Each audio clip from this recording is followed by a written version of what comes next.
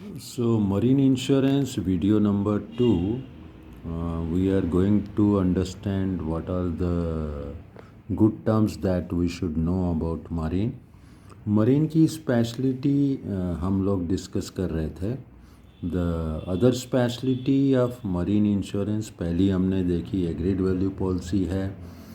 Secondly हम देखते हैं कि मरीन इंश्योरेंस लेते समय इंसेप्शन के टाइम ज़रूरी नहीं है हमारे पास इंश्योरेबल इंटरेस्ट हो. Insurable interest can be acquired at any time before the loss arises.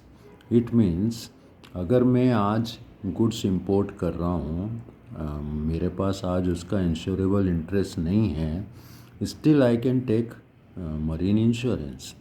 Where as fire या मोटर जो पॉलिसीज़ हैं उसमें जब तक हमारा इंश्योरेबल इंटरेस्ट नहीं है हम पॉलिसी नहीं ले सकते हैं. सिमिलरली ये जो पॉलिसी है मरीन इंश्योरेंस पॉलिसी जो है फ्रीली ट्रांसफ़रेबल है. इसमें हम जस्ट उसके बैक साइड पे साइन करके बिना इंश्योरेंस कंपनी के एंडोर्समेंट के वी कैन ट्रांसफ़र और assign marine policy to anyone. Marine policy proof of interest भी है और मरीन पॉलिसी का जो कवरेज है ABC. नाउ हम डिस्कस करेंगे कि what is C policy basic risk है जिसमें 7 रिस्क कवर्ड होती हैं. ये जो इंस्टीट्यूट कार्गो क्लासेस ICCC बोला जाता है, इसके अंदर पहली रिस्क है फायर आर एक्सप्लोजन. फायर जो हम फायर पॉलिसी में समझे हैं, किसी भी तरह का फायर होता है इंटेंशनल फायर को छोड़कर या वो एक्सक्लूजन छोड़कर जो फायर पॉलिसी में हम पढ़ते हैं. जैसे स्पॉन्टेनियस कवर्ड नहीं होगा but fire due to any reason is covered. Explosion होता है अगर शिप के अंदर तो भी वो कवर्ड है. Vessel or craft being stranded grounded or sunk or capsized. अगर किसी वजह से वो स्ट्रैंडेड हो जाए, ग्राउंडेड हो जाए या संक हो जाए, डूब जाए या किसी चट्टान से टकरा जाए या टूट जाए तो ये रिस्क भी इसमें कवर्ड है. ओवरटर्निंग हो जाए या जो लैंड कन्वेंस है शिप्स के बाद में लैंड कन्वेंस है, ट्रक में माल जा रहा है, उसका डीरेलमेंट हो जाए या रेलवे में जा रहा है वो डीरेलमेंट हो जाए, पटरी से नीचे उतर जाए, उसके कारण गुड्स का नुकसान हो जाए, वो भी कवर्ड है. कोलिजन टकराना और contact of vessel craft, vessel कह लो क्राफ्ट कह लो एक ही चीज़ है, आर कन्वेंस जिसमें ले जा रहे हैं with any external object other than water. क्योंकि वाटर में तो वो तैर ही रहा है शिप, तो वाटर के कांटेक्ट से डैमेज कवर्ड नहीं है. और किसी चट्टान से, पहाड़ से या किसी और चीज़ से टकराता है that is covered. Next is discharge of cargo at a port of distress.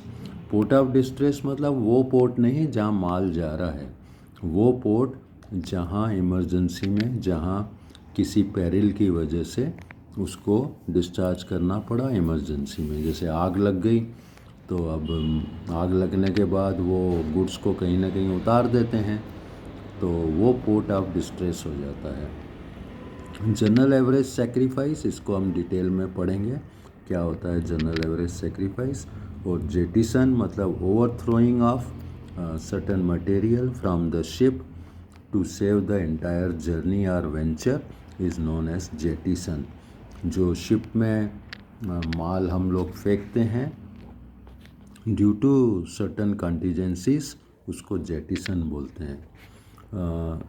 In words को जो जनरल एवरेज है इसको और जेटिसन को समझने के लिए आइए एक छोटी सी जर्नी करते हैं हम. सपोज़ करो यहाँ से हम लोग बहुत सारे लोगों के माल एक शिप में जा रहे हैं।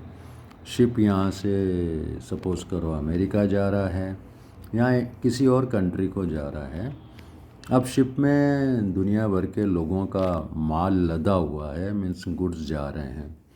अब रास्ते में शिप के अंदर एक छेद हो जाता है।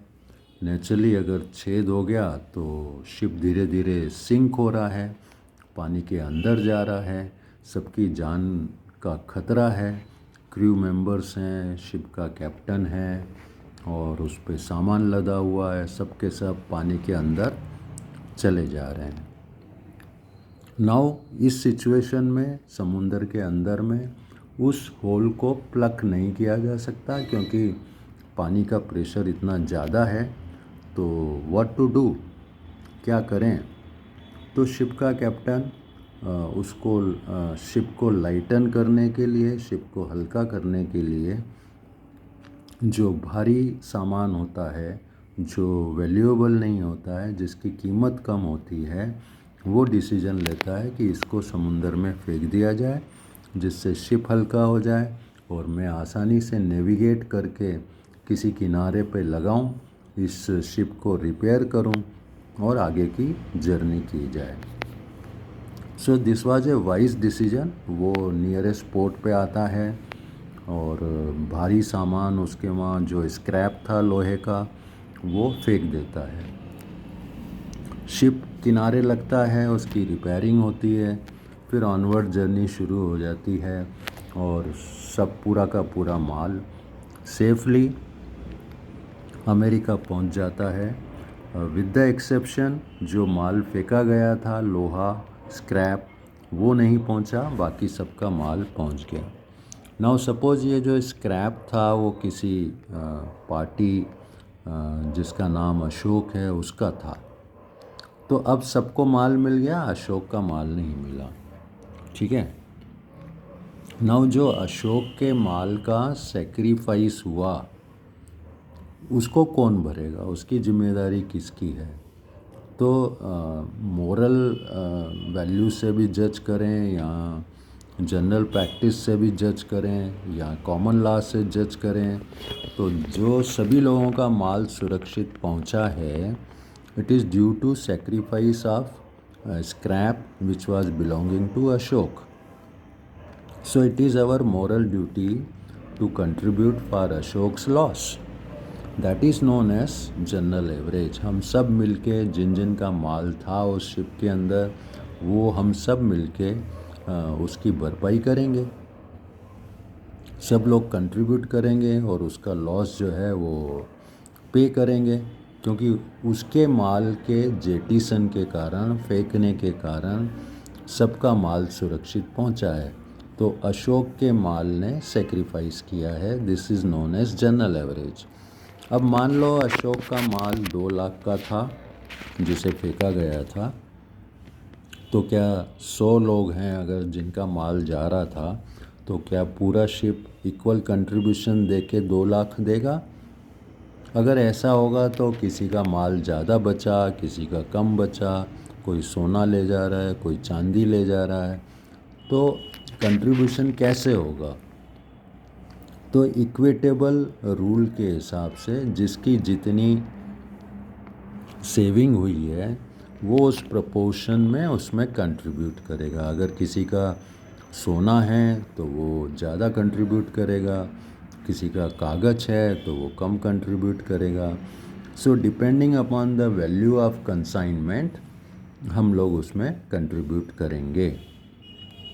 नाउ ये जो कंट्रीब्यूशन होगा that will equal to 2 lakh रुपए जो उसका लॉस हुआ, जो उसका सेक्रीफाइस हुआ।